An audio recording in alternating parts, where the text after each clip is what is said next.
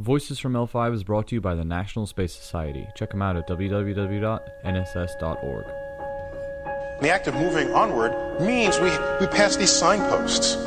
One of them was first leaving Earth. The next one is hanging out on the moon. What's next? The planets. Onward to the edge. We're moving onward to the edge. Here we are together. This fragile little world. This fragile little world. Onward to the edge. We're moving onward to the edge. Here we are together. This fragile little world. Hello and welcome to another episode of Voices from L5. Today with me is Bill Gardiner, a senior member of the... Are you a sorry, I jumped in with that. Are you a senior member of the NSS, would you say? Yes, I am. I've been a member since 1975, so that makes me... I assume so. Pretty hoary. Membership number of 166, so... Let's Correct. go. Let's do that again. Hello and welcome to another episode of Voices from L5. Today with me is Bill Gardiner, a senior member of the NSS, with a membership number of 166, so pretty early days there. He is the head of the Space Settlers Health and Development Committee. Is that right, Bill? Well, I try to lead with my head, but usually I'm sitting in the chair. Bill is a expert on space health, and he comes to us very highly regarded from our other NSS friends. And he's here today to tell us a little bit about what space health is and some of the stuff in that field. Say hello, Bill. Hi, everyone. Who's ready to go into space? I think that's pretty much everyone, right? Well, I think that's probably true. We actually had a survey done among the NSS membership last year, conducted by Dr. Eleanor O. Rangers, and her purpose was to find out whether people could readily qualify for a suborbital flight, as envisaged as the first step that tourists will take into space. And her conclusion was that yes, generally speaking, people who can stand a roller coaster ride, let's say for 8 minutes instead of 2 or 3 or 5 or 6, can most probably go into space, subject to the usual limitations like heart disease and other things that would ground you for a lot of other things. So the net's a little wide then, at least a little bit wider than I think some people think. I mean, NASA won't let you go up there if you have a huge list of any minor problems that you got, but... Yeah, that's because, we're starting out modestly and we want to touch the boundaries of space and come back in the early flights. But as we progress and stay on orbit for a period of times, and of course that will, for us L5ers, that will just be a parking orbit on our way to some other destination in deep space. So let's roll back a little bit here. Let's start off by telling the folks at home a little bit about who you are, Bill, and what sort of things you get up to. Sure. I'm an environmental scientist by business trade. I've been doing pretty much the same thing since I graduated from Indiana University in 1976 with my master's in Master of Science in Environmental Sciences, and I had undergraduate degrees in chemistry, biology, and sociology. And I have been involved with the NSS, as I mentioned, since 1975. In fact, I tried to get in touch with Gerard O'Neill in 1974, and he was so inundated with letters from other incipient L5ers that I did not receive an answer. But I did hear from Keith Henson, and Keith Henson says, "Join my group," which I did. But in the early part of my membership, the main thing I got involved with was, sorry to say it, politics. I know there's a lot of that going on now. But a neighbor of mine introduced me to a young historian and environmental studies professor at a local college. His name was Newt Gingrich, and I helped him get elected several times throughout the 80s and 90s. He became the chair of the Congressional Space Caucus. Has written several books favorable to space. But in later years, he got more involved in politics himself, became Speaker of the House, and ran for president. And got us all excited during the 2008 election when he proposed an actual moon settlement as part of his platform for running for president. Unfortunately, yeah. Yeah, that didn't quite come to fruition. I remember those pretty exciting times. It was, and but it's the first of many exciting times to come, Liam. Oh, for sure, for sure. And so, in my capacity as an environmental scientist, I've been trying to address and as both as an environmental scientist and as a wannabe astronaut or space settler, I have seen now how environment is key. Creating new environments in space is going to be key to our capacity or ability to settle in space. Mm-hmm. One fellow who's been very helpful to me and friends over a period of time has been Les Johnson. He's the in-space propulsion director at Marshall Space Flight Center in Huntsville. And he, a few years ago, wrote a book called Paradise Regained. He expressed a desire for environmentalists and rocket scientists to get together, and I have answered that call. Well, so that's some pretty strong background there. I mean, it definitely sounds like you've had yourself a pretty interesting career in both space and otherwise. What sort of projects are you working on these days? Well, these days we are developing a program for land-loving Earthlings to prepare themselves to go into space. Okay. We held in my everyday life. I'm still diving into nasty problems that I don't want to tell you about because you want to leave Earth even sooner if I tell you what's really going on with the water supply and other things that we swallow and drink and inhale. But there's a high road to going into space, and what we're trying to do now is to identify what people in everyday life can do to prepare for space. So does this manifest as exercise regimes or diet or? Oh, you bet. You keep going. You're on a roll, Liam. You've heard the drill. Mm-hmm. Yes, it involves all those things. It involves exercise, nutrition, lifestyle changes. Of course, the biggest lifestyle change is we want to go to other planets and other places, maybe even L5 type colonies.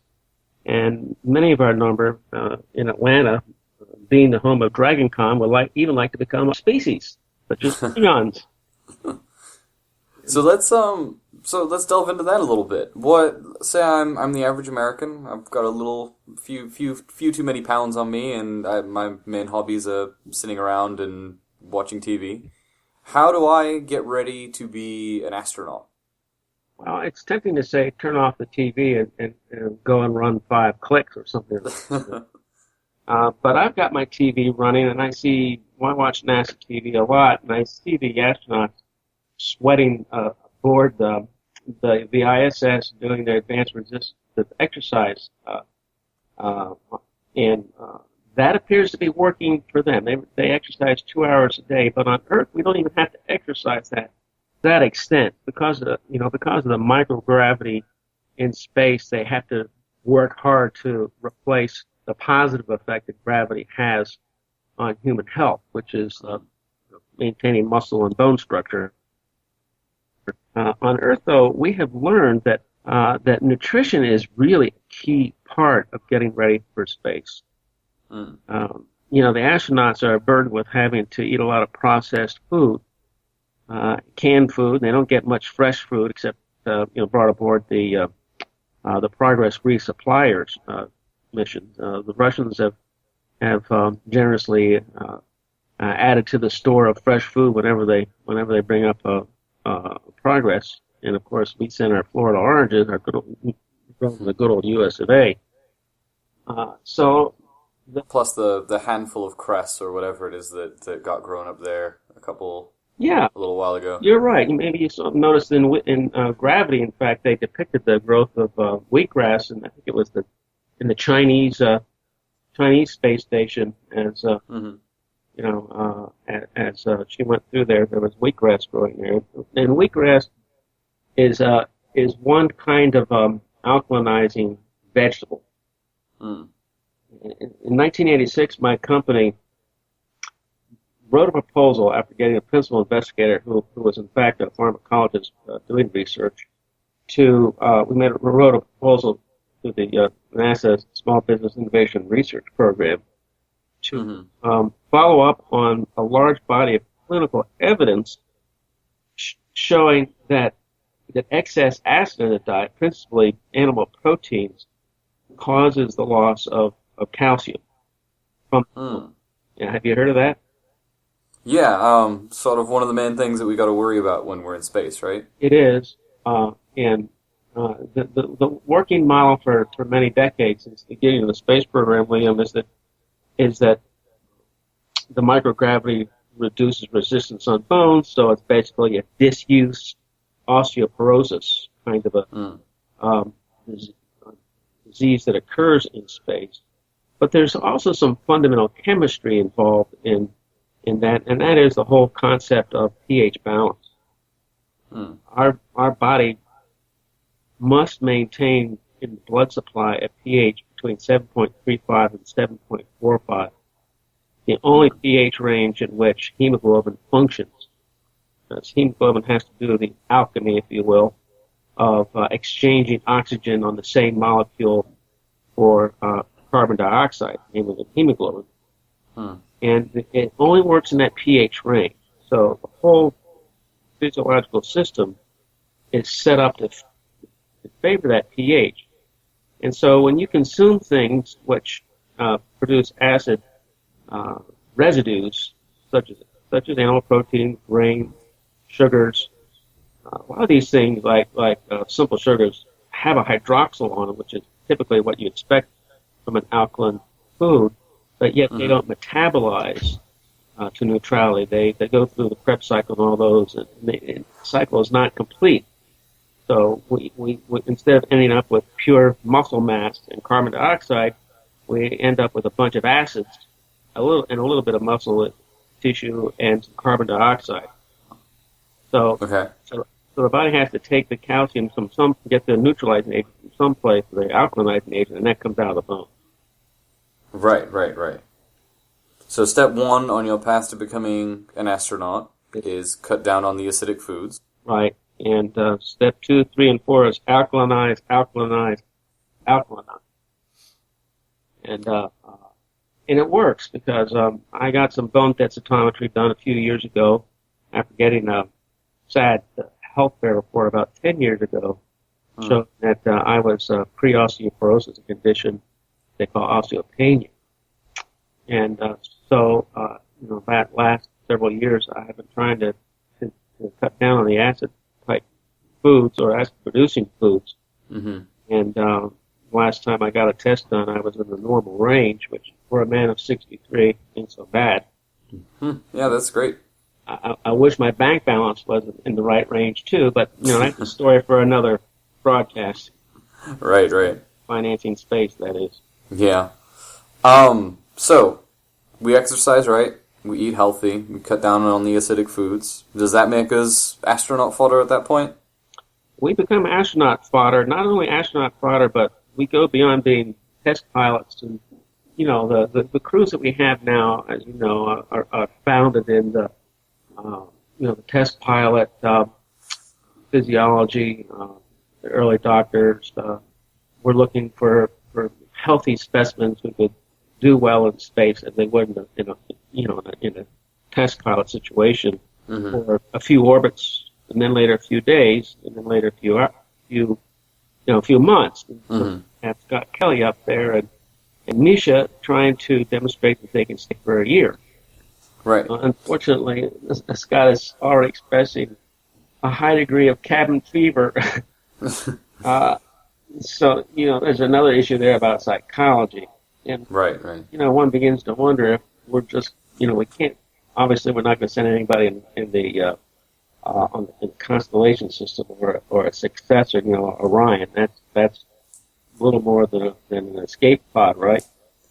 So we have yet to design a space hab that is plausible for going to Mars or any place deep in space.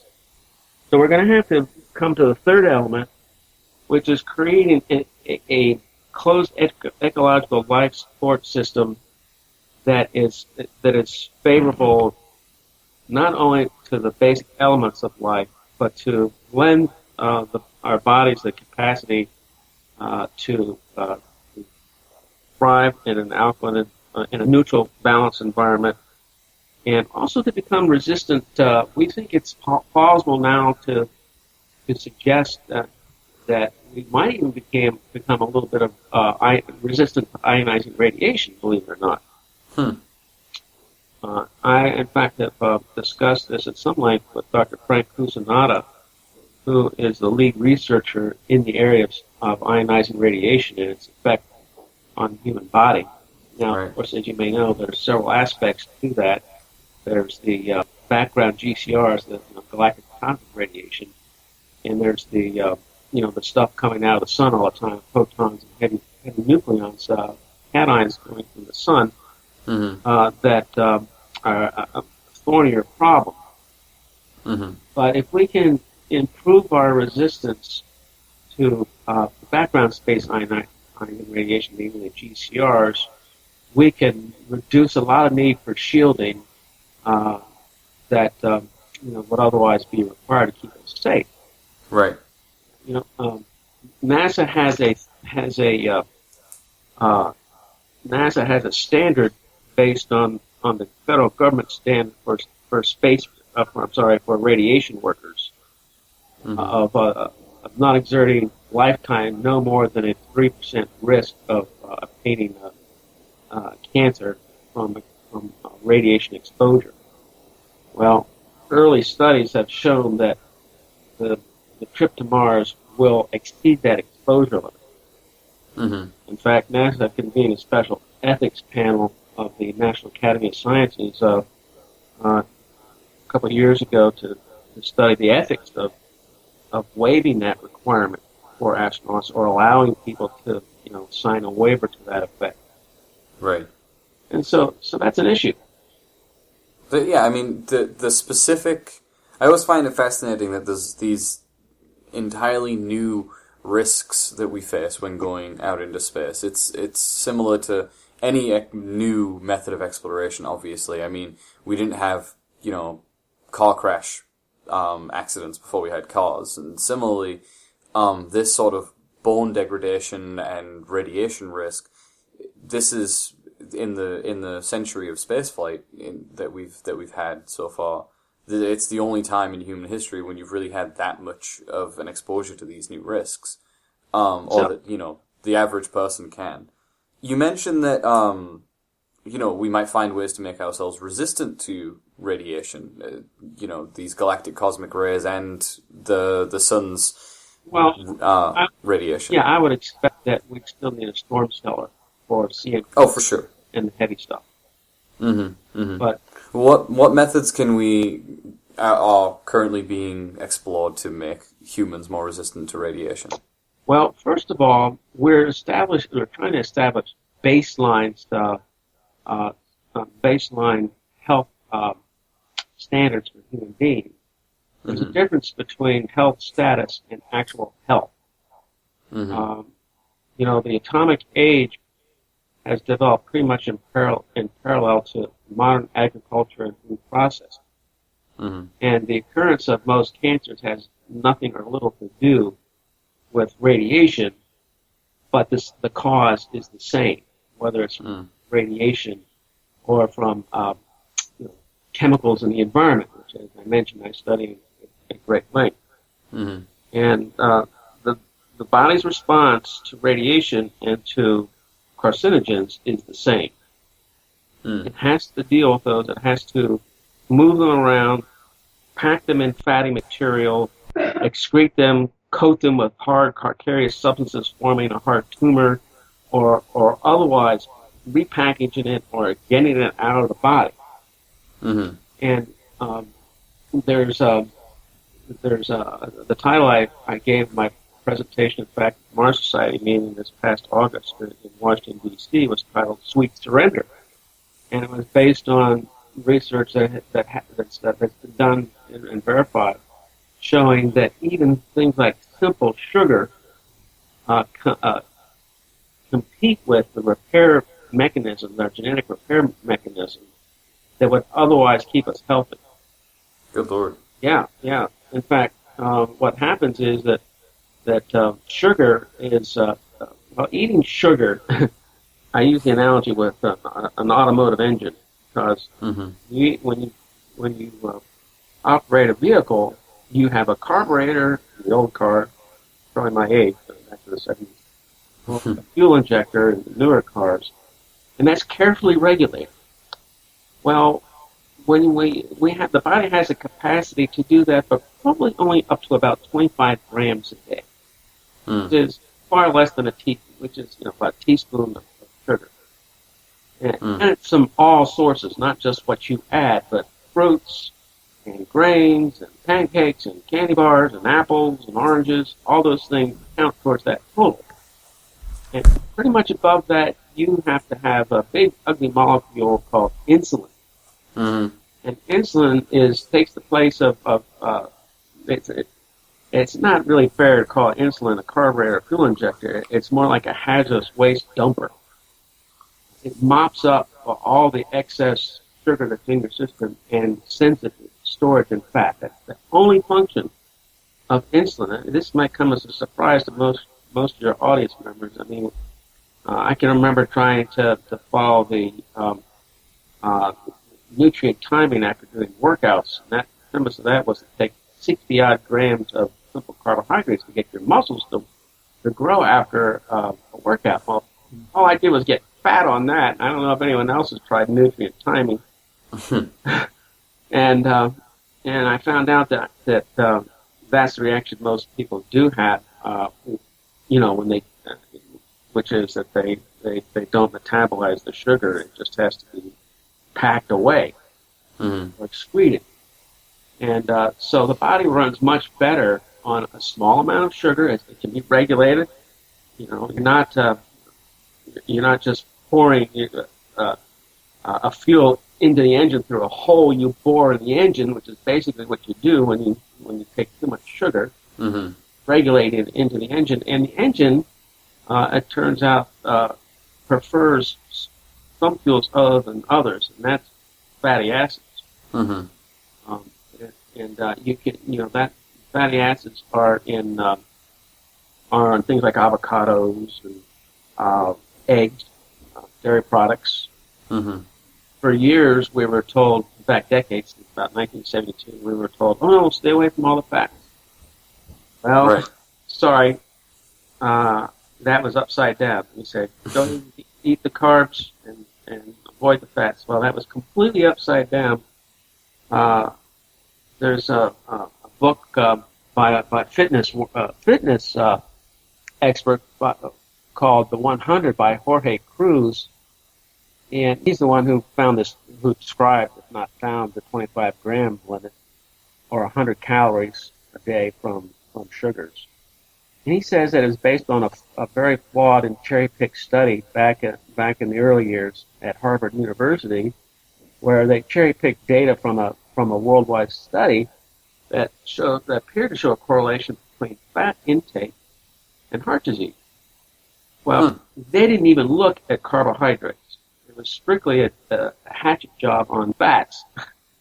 And, this is from the fellow Frederick John Stair, who developed foods for GIs during World War II. Evidently a K-ration kind of a guy, Hershey bars, that kind of stuff. Right. This is what they think, soldiers needed, which they did. There's no denying that you get a boost of energy from sugar, but when you put in the excess, all these other nasty things happen.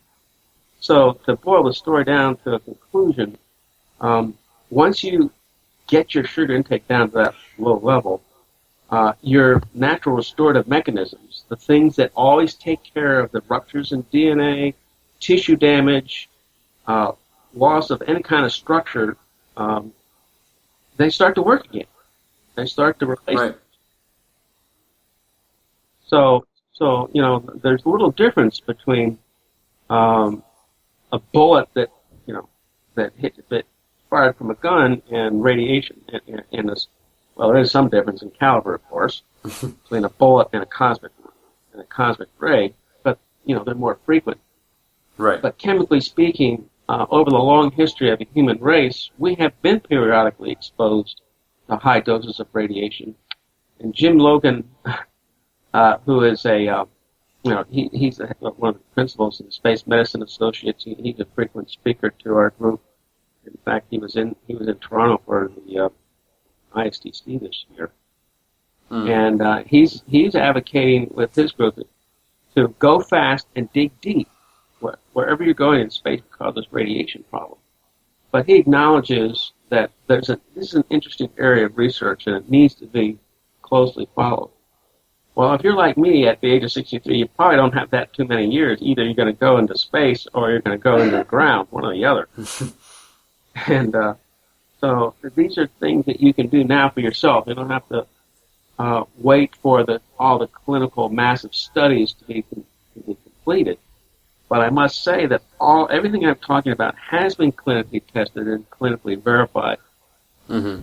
It sounds a lot like the recipe for being a good astronaut is pretty much the recipe for being a healthy person on Earth, too. That is true. If not just a little bit more so. That is true. Plus, in space, you get to create your own habitat. Right. It actually leads me to an interesting question. We have seen... You mentioned earlier that the earlier astronauts, the earliest, were test pilots, yeah. Who were, considered the peak physical capability that could be got for people who knew how to fly very fast things in the sky. Yeah, the right stuff they had. Exactly. And these days, we see more and more engineers and scientists and, we send teachers up there, aboard the ISS, and there's definitely a lot less test pilots are up on the ISS these days. We only managed to kill one teacher so far. Only the one. So, do you see this shift in how we view what an astronaut is as an expansion of our own understanding of the health risks of being in space and how they, you don't necessarily need to be a very strong cardiovascularly speaking, or even you don't need to have a great deal of strong muscles. Right. But you need all these other sorts of hardening that we can basically give to anyone who's willing to be on a good diet with regular exercise for a couple of months. Yeah, correct. That's essentially true. I would hasten to add, though, that I frankly don't think we're going to be living in space in microgravity for years at a time. I really think that we're going to have to develop centrifuges or some other novel means of developing artificial gravity. Oh yeah, I agree. The damage to bone structures, as I understand it, is just basically insurmountable, past a certain point, and the risks that you introduce to people are just far beyond what I would consider reasonable when you're talking about time frames of several years. Well, actually at the conference, I, on the list of barriers to health in spaceflight, I had, like 4 or 5 of them, and I have checked off the one of bone demineralization as solved. Oh, wow. And, NASA will tell you they can do that with vigorous exercise 2 hours a day or so on the ARED, the Advanced Resistive Exercise Device. Mm-hmm. In fact, L.A. Lopez Alegria came to our conference in Washington and testified to that effect a few years ago. But when I told him about the Pro-K experiment, he said, "Oh, really?" About the alkalization of the acidity, he said, "Oh, really?" I said, "Yeah, that's something else you can do. I'm sure you would like to cut down on having to work out 2 hours a day." And Michael said, "Yeah, it is a lot of exercise, and there's other things we can do. Let's look into it." So that's great. Yeah. So in 2010, having been lobbying with NASA for 3 decades to do this, they finally did undertook the study called the Pro-K study. I pat myself on the back, but the thing is that this is knowledge that is known to the medical community, the nutrition community. They just don't know what to try next. They didn't know what to try next. Mm-hmm, mm-hmm. And would you consider this novel at least for NASA, method of the acid regulation to be so useful at combating this bone degradation that you do consider the problem a solved one? Yes. Wow. Yeah, sure do. Well, that's pretty big news. I honestly hadn't heard of that. Well, I would I would encourage you and your listeners to follow up on that. It's NASA is very cautious and conservative, and they might hedge their bets a little bit. And usually, when I talk to Dr. Scott M. Smith, who I've been talking to for about 6 or 7 years on this subject, before they started doing the Pro-K experiment, while they were designing it, and now that they've gotten the results back via Reed Wiseman, he says, it looks very promising, but we're still analyzing the data. It's my last word from him. But the astronauts, if you ask them, say, hey, we do the A-RED, that's already good enough. But add on top the space nutrition and the pH balance, it just makes it practical. Yeah, that definitely, and I mean, it's 2 hours a day is a long time when you total it up over a full mission. I mean, even if the dietary and nutritional work cut that in half, you're still saving, days. Yeah, really. Man days, work labor days. Exactly. Yeah. What's that? 2 hours a day over a crew of, let's be very conservative and say the four. Six or four over a couple months. Yeah, you're really getting a lot of hours in the gym. Exactly. Yeah. We've been talking these negative sides of space health a little bit, the bone degradation and radiation, and I think obviously because those are the things that immediately come to mind when you come up with a subject. Yeah. But when we were emailing back and forth, one of our listeners actually sent me a message asking me a question about space health, and I'm not a massive expert in pretty much any aspect of space. That's what you guys are for on the show. Sure. But he wanted to know if there's any shown, proven, or theoretical even health benefits to living in space. Well, I've touched on that, Liam. Actually, what astronauts will tell you is, hey, you get to grow a couple inches. You stretch out, and you have completely controlled air and water, and so those are good things. And the freedom of microgravity is quite enjoyable. It takes some getting used to. There's still an issue of space adaptation syndrome, which is the dizziness that astronauts experience. My favorite element of space health is the name we give to the measurement of discomfort that you experience when in microgravity. The what? The name of the scale that we give for how much discomfort you feel when adjusting to microgravities. Melees. Exactly.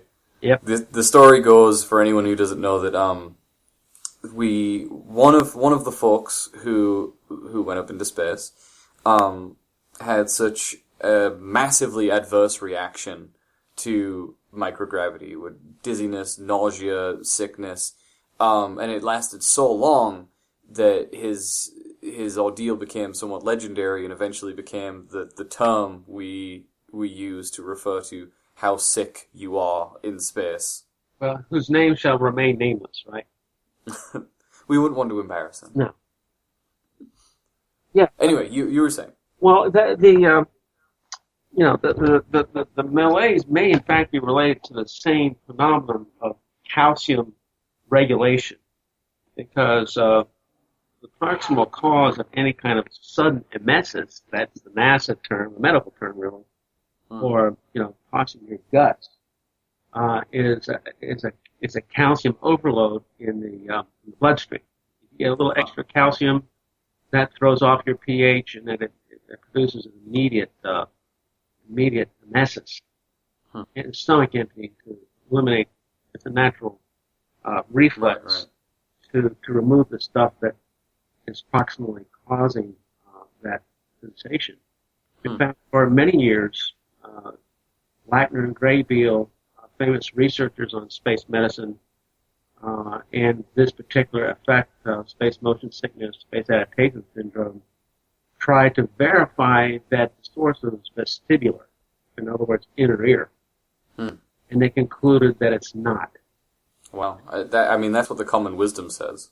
Common wisdom still says that. You're actually looking through all the journals on environmental science and space technology that they, many years ago, came to the conclusion that vestibular is not the cause of that problem, that particular problem. That's not to say that astronauts don't get motion sickness, but they're separate.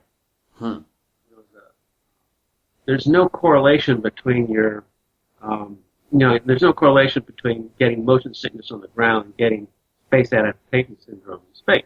It's fascinating. It's like the world of space medicine and space health are just full of surprises. Yeah, and they have big implications for us here on Earth. I mean, if you would have asked me 25 years ago whether I'd be checking my pH every morning to get to go into space, I would have said nonsense. But I do. I get a little vial of pH strips from my local nutrition store, and some people prefer urine. I prefer saliva. And upon first waking, I check to see how good a boy I have been the previous day, keeping my metabolic balance. Right. So once you're adapted to space and not throwing up anymore, we got the perfectly controlled atmosphere, the controlled water. You get to be a little bit taller, stretch out a little bit, and floating around is kind of fun. Yep. Anything else that makes going into space a healthy decision? The astronauts mostly talk about the perspective, the global perspective, the space perspective. Yeah, the psychological effects of space are pretty profound, as far as I've read. Yeah, they're profound because astronauts even speak of spiritual experience, and that really informs the rest of us about the global nature of life, and the fact that we must extend life elsewhere. Now I'm roaming into philosophy. It's space. Maybe the biggest benefit from space is to expand our psychological horizon. The problem is, of course, that we have technological barriers. But what I'm saying is the barriers are technological. They're not medical. They're not health. We can rectify those problems. Now, let's solve the technological problems. Let's get, the economy of space commercialization working. Let's, get low cost of orbit working. Let's get more flights into space. Let's build solar power satellites. All the things that we know that will bootstrap us from a K0 civilization to a K1 civilization to a K2 civilization and beyond. Refer to the Kardashev classification civilization. Right. Going from civilization that controls its energy on its planet to one that controls it in its solar system and so forth. Right.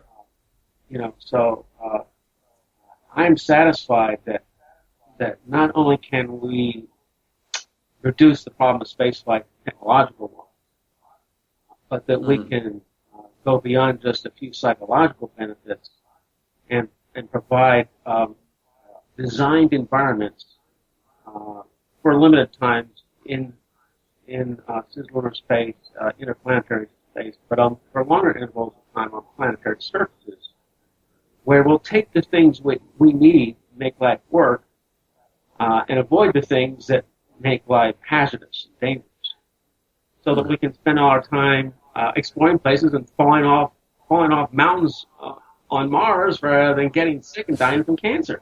But that's great. Right. I have one last listener question to throw at you before we cut out. One of our fans on Reddit asked if there were any. This fellow was one of the people who first suggested a space medicine episode. So hello to you if you're still listening, and Bill, you're here because of him. Great, thank you. He wanted to know if there was any. He said that around the world, in different environments, and people who live in different places all have these different routines that they do to maintain their health in one way or another. Yeah. And he was wondering if you envisioned any of these sort of rituals or routines that a spacefaring society might have to do. Someone living on a O'Neill cylinder may have to do something different in their morning to make sure that they're at their tip-top shape than someone living in, Nebraska. That's a great question. And my answer is that's already been worked out over great periods of time on Earth, not by NASA or any current research. Take your pick of cultures to emulate, but my favorite ones are the Weston Price cultures. I don't know if you've heard of this or your readers have, but in the 1930s, a dentist by the name of Weston Price had heard about anthropological studies of certain isolated cultures where people didn't get sick. They had no dental caries. They were healthy, and overall they died in bed from too much sex. And so he went out the world to find these cultures. Indeed, he verified that they have certain distinctive cultural approaches to living, and those things include things you might express. And these also, by the way, this is a little bit distinct from the blue zones you've heard about. Blue zones are more recent, but the Weston Price cultures are interesting because they're hereditary. And in those cultures, they take probiotics. Almost all of them have cultured foods. A cultured food is a food that has a favorable probiotic mix that combats intruders, opportunistic things that we swallow with our food, like E. coli and things of that nature.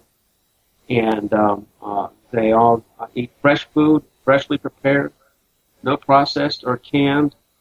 If they're close to the ocean, they eat fresh fish. If they're inland, they eat yogurt or other cultured things, along with fresh vegetables in season, fruits in season, everything in season. They don't realize that we overexpose ourselves to things like too much sugar when we eat out of season. Traditional cultures, there's an advantage to eating seasonally because you only get the sugar exposure part of the year. That's not harmful. That's right. Processed out. And, it comes during the time of year, time of harvest, give you a little extra boost to do the work at that time. And so, and I encourage everyone to go like Parsifal into the woods, seek your holy grail individually with your own culture, create your own culture, try different things, probiotics. I use a mix of kombucha, kimchi. I've gotten away from yogurt. I do use some probiotic pills. A lot of the current literature recommends like 20 to 40 billion CFU, capsules containing live rehydratable culture that gets past the small amount of stomach acid like that. And it just really boils down to be a healthy individual, really. Yeah, following your instincts. It boils down, Liam, to listening to your body. If you feel crappy, change what you're eating. Pick up the cardio. Do the strength training. Strength training, the way you mentioned it, of course, that's a core exercise.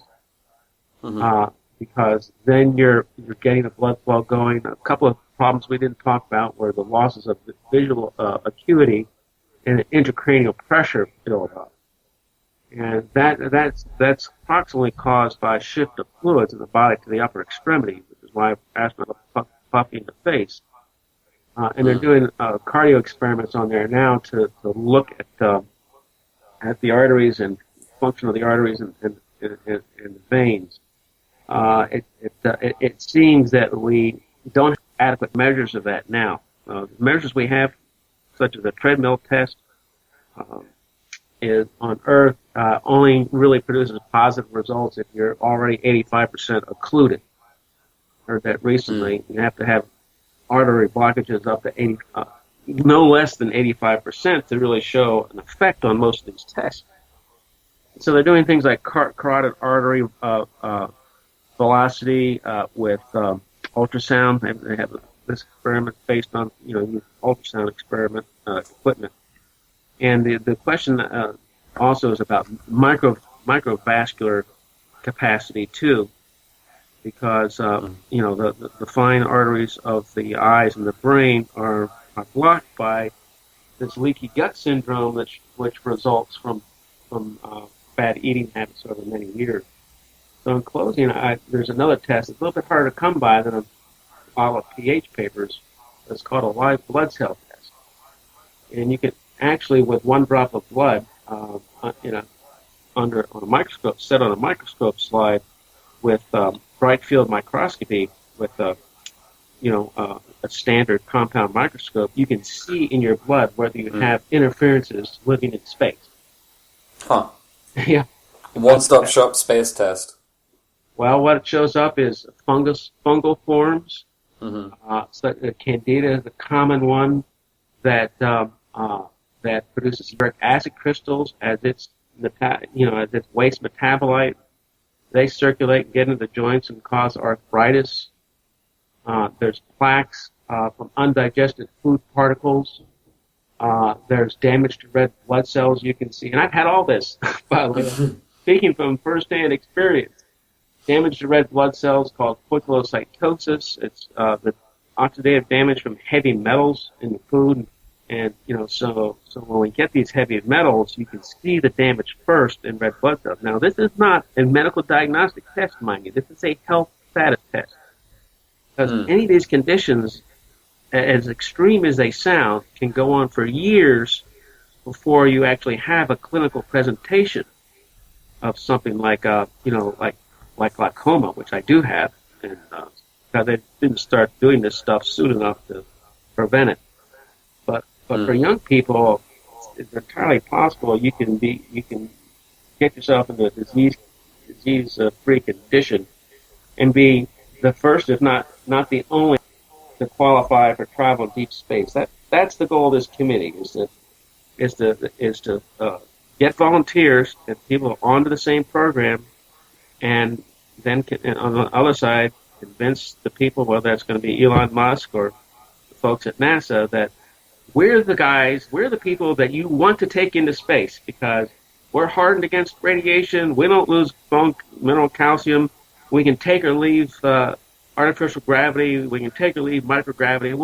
We'll thrive in any of those environments, and we'll do well on other planetary surfaces because, for our part, we're going to make sure that we have all the right food along. We're going to figure out how to grow our food in space, take our farms with us, our hydroponics, our aeroponics with us.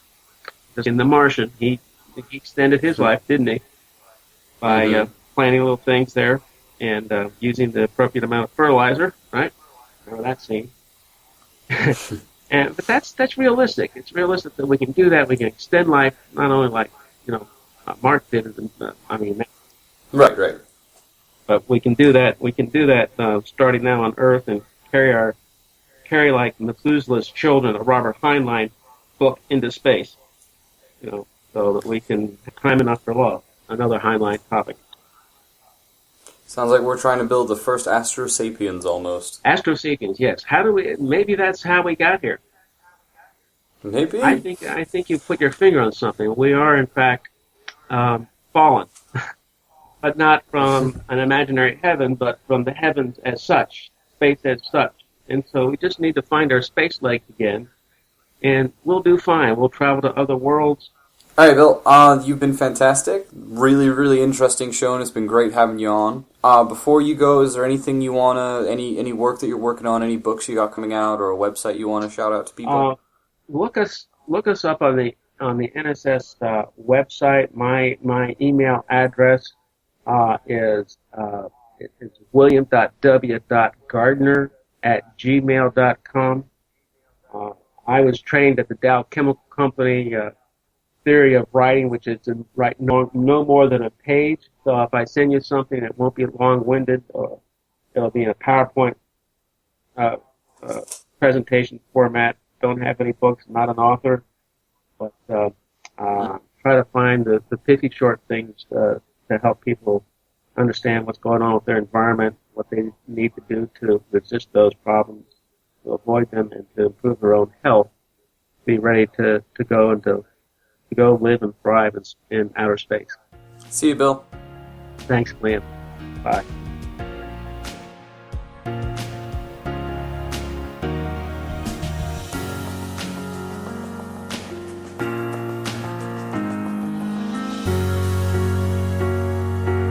Hey folks, thanks for listening to Voices from L5. A couple things before we go. I want to say a big thank you to John Boswell, who makes Symphony of Science. That's the music that's playing right now and the music that plays right at the beginning. Check him out at YouTube under Melody Sheep. Secondly, I want to say a huge thank you to all of our Patreons, but especially Nick LaCrome, our current $10 Patreon. Without you guys, the show wouldn't really be going anywhere. And biggest news of all, of course, is that this microphone that you're currently hearing me from is courtesy of our Patreon donators. So thank you very much again.